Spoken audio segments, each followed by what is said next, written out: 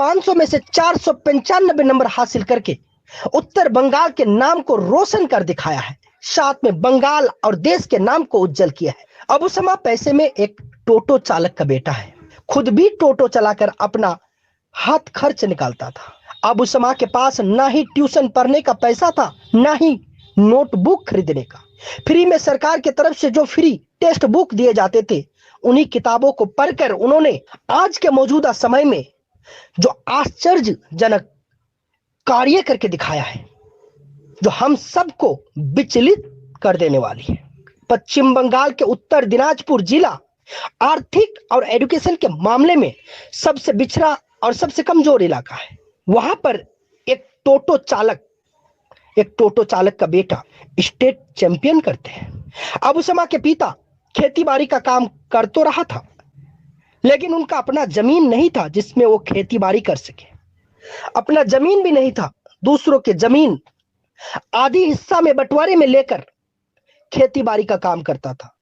खेती करके जो मुनाफा होता था, जो अनाज उगता था, उसे आधा हिस्सा बांटकर जमींदाता को देना पड़ता था। बाकी के आधे हिस्से वो अपने घर के लिए खर्च के लिए रखता था, अपने साल के अनाज के लिए रखता था, जिससे अपने घर का अनाज तो पूरा होता था, लेकिन बाकी के खर्चा निकालने के लिए उनको अबू समा के पिता जैनुद्दीन साहब को टोटो चलाना पड़ता था। वो भी टोटो चलाकर अपना घर का गुजारा करता था। अबू समा जिस घर में रह रहा है, जिस घर में वो है, जो आप लोगों को दिखा रहे हैं, वो घर भी अबू समा के पिता का नहीं है। वो घर भी अबू समा के ननिहाल का है, क्योंकि अबू समा के पिता जो कमा रहा था उससे घर तो चल जाता था किसी तरह से, लेकिन अबू समा के पिता एक घर बना सके, उस मुकाबले में उस लायक पैसा कमाकर अबू समा के पिता नहीं इकट्ठा कर पा रहा था, नहीं जमा पा रहा था कि वो एक मकान बनाए, एक घर बनाए, कैसे भी करके। तो फिर इतने सारे कष्ट होने के बावजूद अबू समा वेस्ट बंगाल चैंपियन कैसे बन गया, स्टेट चैंपियन में दूसरे स्थान हासिल कैसे किया? आखिर अबू समा के पीछे कौन सा अदृश्य ताकत उनका साथ था? तो जवाब है आत्मनिर्भर, जवाब है त्याग, जवाब है कोशिश, जवाब है जिद्दीपन, जवाब है प्रतिज्ञा।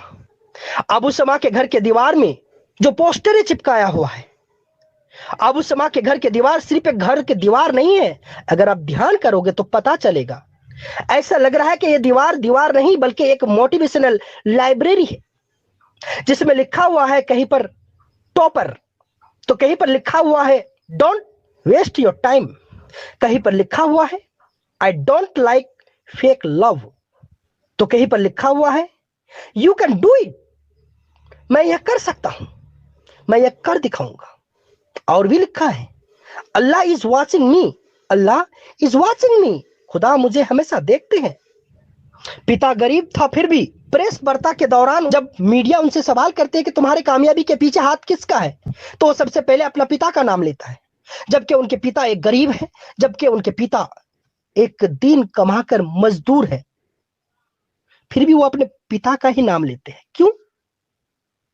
क्योंकि उनके कामयाबी के पीछे उनके पिता का ही सबसे अहम भूमिका है। इतने सारे कष्ट, इतने सारे परेशानी, इतने सारे दुख, इतने सारे आर्थिक तंगी का सामना करने के बावजूद पिता ने कभी भी अबू समा को नहीं कहा कि बेटा अब तुम कमाने लायक हो गए हो, पढ़ाई उड़ाई छोड़ो, चले जाओ आउट ऑफ स्टेट कमाने के लिए, चले जाओ आउट ऑफ कंट्री, कमा कर भेजो, एक मकान बनाएंगे, जैसे गांव के और भी दिगर परिवार कमा के घर बनाए, हम लोग भी बनाएंगे। कभी नहीं कहा, बल्कि बाप ने हमेशा बेटा को कहा कि बेटा पढ़ो, कामयाबी हासिल करो पढ़ाई में। अगर तुम्हारे पढ़ाई के लिए मुझे 2 कट्ठा जमीन जो बचा हुआ है भीटा बारी के लिए, घर के लिए मैंने बचा के रखा है, उस जमीन को भी अगर बेचना पड़े तो मैं बेच दूंगा, पर तुम पढ़ो, पैसों के पीछे मत भागो।